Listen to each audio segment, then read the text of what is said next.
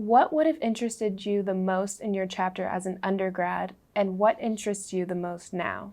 So my chapter was about motor behavior and how movement is processed and then produced. And the most fascinating thing back when I was an undergraduate to me, because I came from this philosophy and how people make decisions and what inspires the movements that they make and how do they go down this road as opposed to that road, was all about kind of decision making, what can go wrong. Turns out that that happens a little bit more in the frontal cortex area where those kinds of decisions are made. We've all heard stories about people like Phineas Gage and whatnot that are related to that.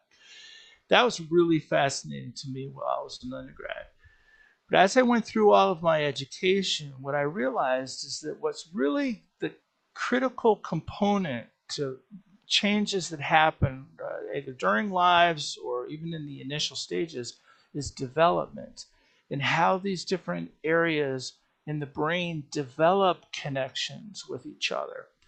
What I'm working with now in my lab actually is related with that because the plasticity that occurs in order to modify and adapt is really highly involved in similar kinds of functions as what happens during development.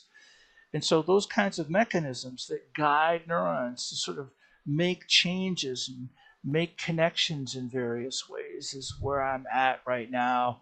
And there's a relationship, but it's a very different kind of perspective. It's not so much like why people go wrong in their thinking, but how does this sort of modification support normal behavior?